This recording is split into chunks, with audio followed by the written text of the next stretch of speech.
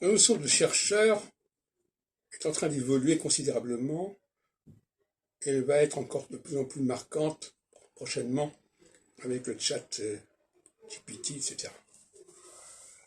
Il n'y aura plus d'un côté l'auteur qui doit fournir tout sur un plateau et le lecteur qui doit simplement se limiter à ce qu'on lui sert.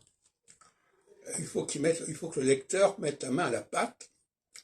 L'auteur sera de moins en moins obligé de tout préciser, sachant que le lecteur peut compléter l'information en allant sur des moteurs de recherche, par exemple.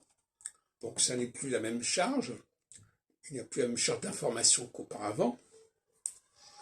Le lecteur doit également se tenir au courant de ce que le chercheur a fait par ailleurs, il a fait avant, il a écrit après, en dehors. Il n'est pas limité à un certain ouvrage donné bien carré. C'est quelque chose qui se déploie dans l'espace-temps.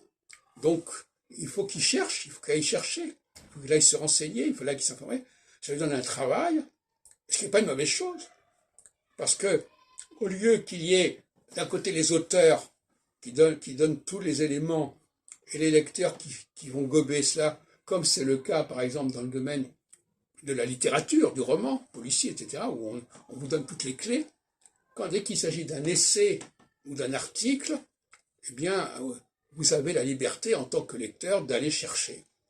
Et donc, la frontière entre le chercheur et le lecteur, elle va devenir de plus en plus poreuse, et c'est une bonne chose.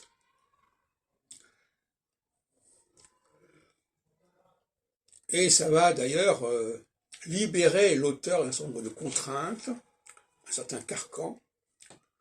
Et puis alors le culte du livre va également évoluer. Hein. Le livre qui est une espèce de réalité, d'interface entre la réalité extérieure et la réalité intérieure. Le livre qui donne une sorte de pesanteur à l'auteur, hein, puisque le livre c'est comme beaucoup plus palpable, beaucoup plus visible qu'un texte comme ça qui paraît dans une revue ou un propos. Eh bien, je pense que le culte du livre va également en souffrir considérablement à l'avenir.